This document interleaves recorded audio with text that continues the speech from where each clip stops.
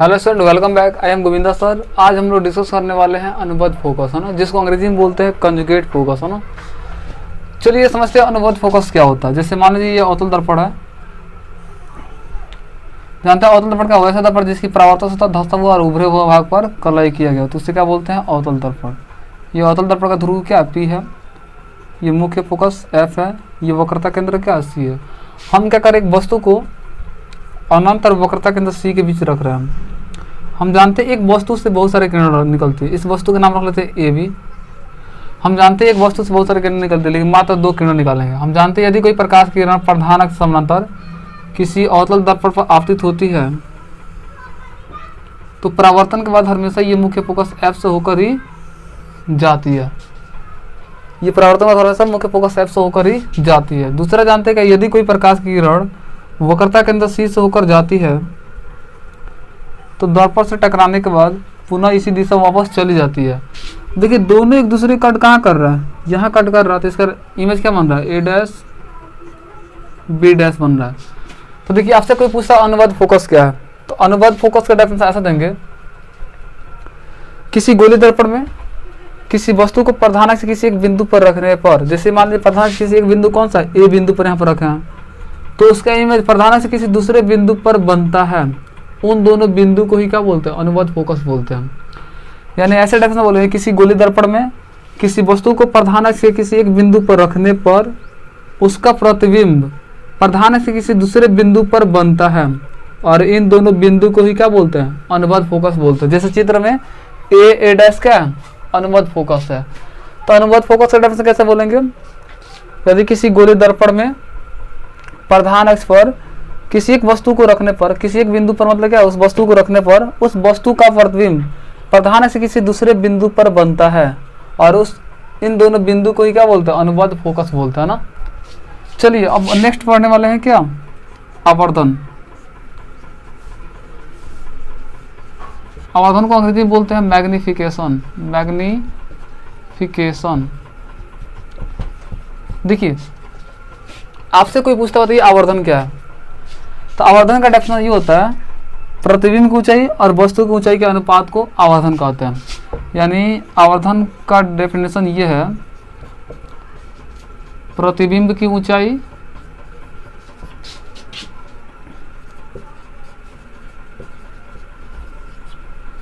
बटा क्या, वस्तु की ऊंचाई, वस्तु की ऊंचाई, इन दोनों के अनुपात को आवर्धन कहते हैं। तो आपसे कोई पूछता बताइए आवर्धन का डेफिनेशन बताइए, तो आप बोलेंगे प्रतिबिंब की ऊंचाई और वस्तु की ऊंचाई के अनुपात को, यानी पहले प्रतिबिंब ऊंचाई रख दे फिर उसके बाद क्या वस्तु की ऊंचाई रख दे, तो उसे क्या बोलते हैं हम, आवर्धन बोलते हैं ना। आवर्धन को एम से डिनोट किया जाता है, आवर्धन को एम से डिनोट किया जाता है। जैसे मान लीजिए प्रतिबिंब की ऊंचाई है, पहले देखिए ऐसे दिमाग लगेगा ना, याद रखिएगा, याद करने का ट्रिक ये है, प से पहले प्रतिबिंब आएगा, प से पहले प्रतिबिंब की ऊंचाई आएगा, तब उसके बाद क्या वस्तु की ऊंचाई। और हम प्रतिबिंब की ऊंचाई को H1 मान ले और वस्तु की ऊंचाई को क्या मान ले, H2 मान ले, तो इसकी डेफिनेशन क्या हो जाएगा, M इक्वल टू क्या हो जाएगा, H1 अपन क्या H2, ये हो जाएगा आवर्धन। तो आपसे कोई पूछता है आवर्धन का डेफिनेशन बताइए, तो कैसे बोलेंगे, प्रतिबिंब की ऊंचाई और वस्तु की ऊंचाई का मतलब अनुपात को आवर्धन कहते हैं। आवर्धन को M से नोट किया जाता है, तो M इक्वल टू क्या, H1 अपन H2, है ना। Please for the video to noted. चलिए अभी हम लोग पढ़े आवर्धन क्या होता है। तो आवर्धन का डेफिनेशन कैसे बोले, प्रतिबिंब की ऊंचाई और वस्तु की ऊंचाई के अनुपात को आवर्धन बोलते हैं। लेकिन इसी आवर्धन से हम लोग क्या करें, बहुत ही महत्वपूर्ण फैक्ट निकालेंगे ना, 1 बाय 1 करके ना डिस्कस करेंगे। देखिए कैसे एग्जाम में पूछता है, यदि किसी दर्पण का आवर्धन क्या नेगेटिव है तो वो दर्पण कैसा इमेज बनाएगा, है ना। ऐसे बहुत बार एग्जाम में पूछता है ना क्वेश्चन, यदि किसी मतलब गोलीय दर्पण का आवर्धन क्या है, नेगेटिव है, तो आवर्धन कैसे मतलब वो इमेज कैसे बनाएगा ना, ऐसे एग्जाम में क्वेश्चन पूछता है। अब खुद ही सोचिए, हम जानते हैं आवर्धन का डेफिनेशन क्या होता है, H1 अपन क्या H2, यानी प्रतिबिंब की ऊंचाई और वस्तु की ऊंचाई के अनुपात को आवर्धन कहते हैं। और हम जानते हैं हमेशा जो वस्तु रखते हैं प्रधान अक्ष से ऊपर रखते हैं, तो वस्तु कभी भी नेगेटिव नहीं हो सकता है। तो वस्तु हमेशा, वस्तु की जो ऊंचाई है हमेशा क्या होगा, पॉजिटिव होगा। और जब इमेज हमेशा क्या होगा, नेगेटिव होगा, तभी तो ये आवर्धन नेगेटिव होगा। हम जानते हैं ये H1 हमेशा H1 कभी भी मतलब क्या नेगेटिव नहीं हो सकता है, क्योंकि जानते हैं वस्तु की जो ऊंचाई होती है हमेशा ये क्या होगा, पॉजिटिव होगा, क्योंकि ये प्रधानक से ऊपर रखा जाता है, तो इसको नेगेटिव होना संभव है ही नहीं। तो नेगेटिव क्या हो सकता है, ये H2 हो सकता है। अब H2 की यानी क्या, प्रतिबिंब। तो प्रतिबिंब की ऊंचाई नेगेटिव कब होगा, जब ये प्रधानक से नीचे बने। जब ये प्रधानक से नीचे बनेगा तो इमेज कैसे बनेगा, वास्तविक बनेगा और उल्टा बनेगा। तो आपसे क्वेश्चन ऐसा पूछता है, यदि आवर्धन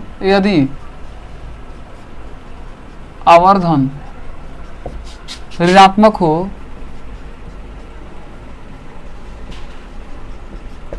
तो प्रतिबिंब कैसा बनेगा। तो प्रतिबिंब कैसा बनता है, तब खुद ही सोचिए आवर्धन नेगेटिव कब हो सकता है। ये कभी वस्तु की ऊंचाई नेगेटिव हो नहीं सकता है। नेगेटिव होगा तो क्या होगा, प्रतिबिंब ऊंचाई होगा ना, इसको नेगेटिव होना पॉसिबल है। तो ये नेगेटिव होगा कब, जब ये मतलब इमेज प्रधानक से नीचे बने। तो नीचे जब ये इमेज प्रधानक से नीचे बनता तो इमेज कैसे बनाता है, वास्तविक बनाता और उल्टा बनाता।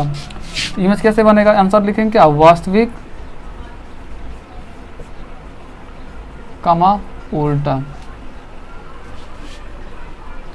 और देखिए ऐसे दूसरा क्वेश्चन पूछता है, यदि आवर्धन क्या हो, धनात्मक हो, यदि आवर्धन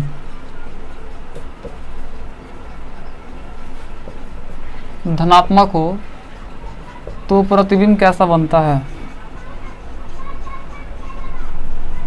प्रतिबिंब कैसा बनता है। देखिए अब आवर्धन धनात्मक होगा कब, ये हमेशा पॉजिटिव होगा। ये पॉजिटिव होगा कब, जब इमेज प्रधानक से ऊपर बने और दर्पण के पीछे बने। जब ये पॉजिटिव होने के लिए मतलब पॉसिबिलिटी क्या बनती है कि इमेज क्या प्रधानक से मतलब क्या प्रधानक से ऊपर बने और दर्पण के पीछे बने।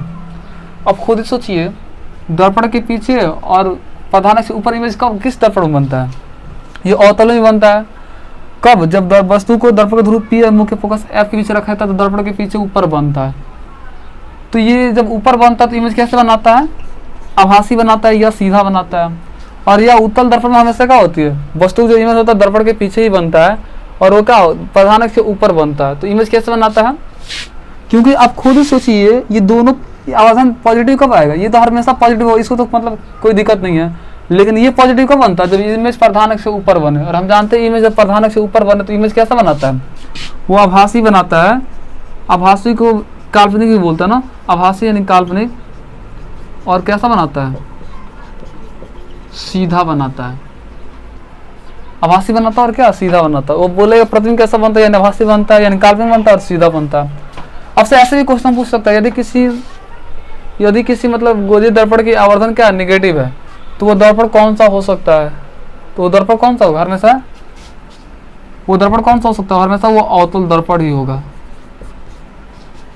देखिए अवतल दर्पण एक ऐसा दर्पण है जिसका आवर्धन क्या होता है, नेगेटिव भी होता है और पॉजिटिव होता है। क्योंकि जब ये दर्पण के सामने इमेज बनाएगा, प्रधानक से नीचे बनाएगा, तो इसका आवर्धन क्या होगा, नेगेटिव होगा। यही लेकिन क्या, जब वस्तु को दर्पण ध्रुव P और मुख्य फोकस F के बीच रखा था तो इसका आवर्धन क्या होगा, पॉजिटिव होगा।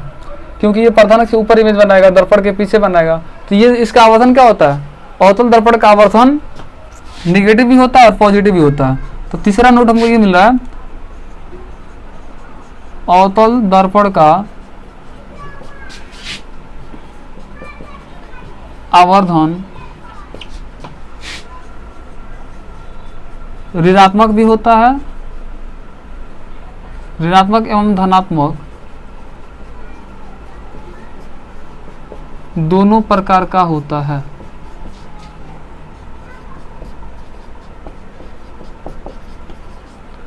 और देखिए उत्तल दर्पण में क्या होता है, उत्तल दर्पण जो भी इमेज बनता है वस्तु से मतलब क्या दर्पण के पीछे ही बनता है और प्रधानक से ऊपर बनता है। तो इसका जो भी मतलब क्या, जो भी इसका आवर्धन होगा हमेशा क्या होगा, पॉजिटिव ही होगा ना। तो उत्तल दर्पण का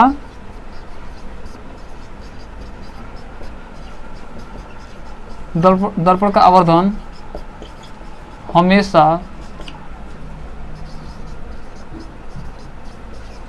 धनात्मक होता है। हमेशा धनात्मक इसलिए होता है क्योंकि जो भी इमेज बनता है दर्पण के पीछे बनता है और प्रधानक से ऊपर बनता है, इसलिए हमेशा क्या होगा, इसका आवर्धन धनात्मक होगा ना। ये बहुत सारा हमको इम्पोर्टेंट मतलब क्या मिला, ये फैक्ट्स मिला ना, ये बहुत सारे एग्जाम में पूछे भी जाते हैं। चलिए अगला जो भी नेक्स्ट में देखा जाए इसके बारे में और क्या हमको मिल रहा है, इसके बारे में और क्या नोट्स हमको मिल सकता है, ये नोट्स हमको 4 मिला, और देखिए नोट्स क्या मिल सकता है इस तरह से।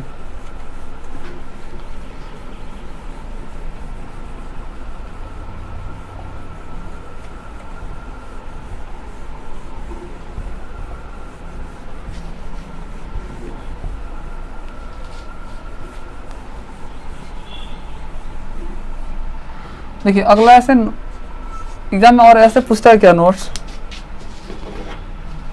जैसे और देखिए नोट्स क्या मिल रहा है। एग्जाम पूछता है कि यदि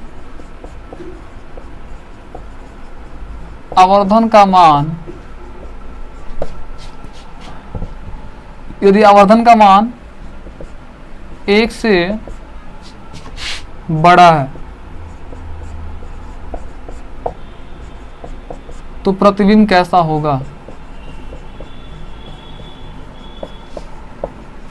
कैसा होगा।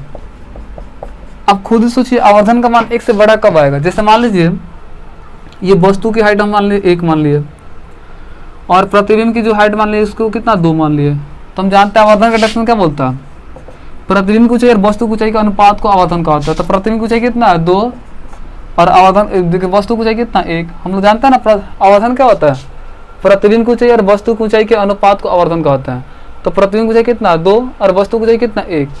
जब ये 1 से बड़ा आ रहा है, देखिए 2 क्या 1 से बड़ा है, यदि आवर्धन का मान 1 से बड़ा हो तो प्रतिबिंब कैसा बनता है जी, वस्तु अगर 1 फीट का है तो इमेज कितना बनना है 2 फीट का बनना है, तो इमेज क्या हो रहा है बड़ा बनता है। तो यदि लिखेगा, यदि क्वेश्चन पूछते हैं यदि आवर्धन का मान 1 से बड़ा हो तो प्रतिबिंब कैसा बनता है, तो लिखेंगे प्रतिबिंब क्या होता है बड़ा बनता है। प्रतिबिंब कैसा बनता है जी, तो बड़ा बनता है, यानी वस्तु की तुलना में जो इमेज बनता है वस्तु से बड़ा बनता है ना। तो इमेज कैसा बनता है वस्तु की तुलना में, वस्तु के आकार से क्या होता है बड़ा बनता है। और ऐसे ही पूछ सकता है यदि आवर्धन का मान, यदि आवर्धन का मान 1 के बराबर हो, 1 के बराबर हो तो प्रतिबिंब कैसा बनेगा, कैसा बनेगा। अब खुद ही सोचिए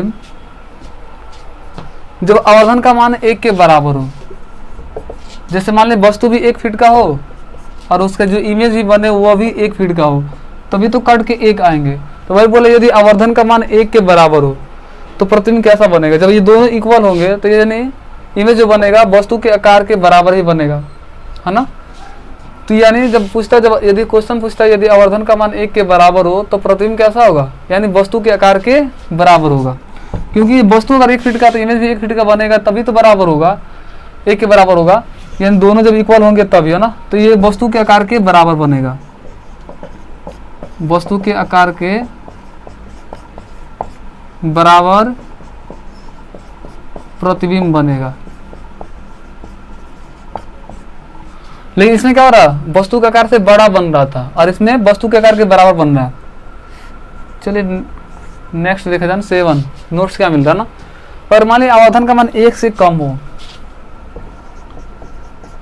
यदि आवर्धन का मान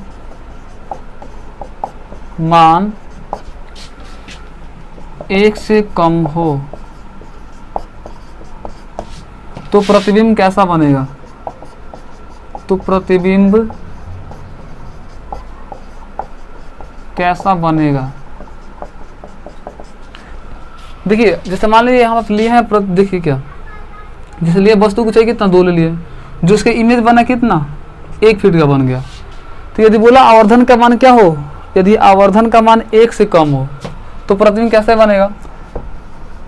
तो देखिए हम जानते हैं आवर्धन क्या होता है, प्रतिबिंब ऊंचाई और वस्तु की ऊंचाई का अनुपात को आवर्धन कहते हैं। तो प्रतिबिंब ऊंचाई कितना है 1 और वस्तु की ऊंचाई कितना है 2।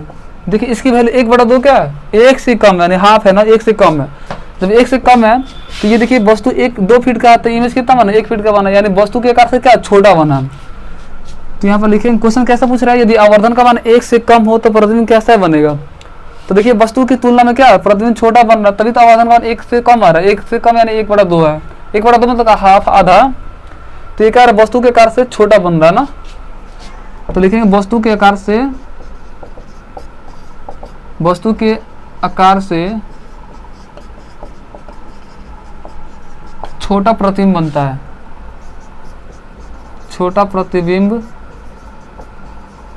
बनता है। ये बहुत ही वीडियो नोट्स है ना, क्योंकि अक्सर इससे एग्जाम में क्वेश्चन पूछे जाते हैं ना। Please for the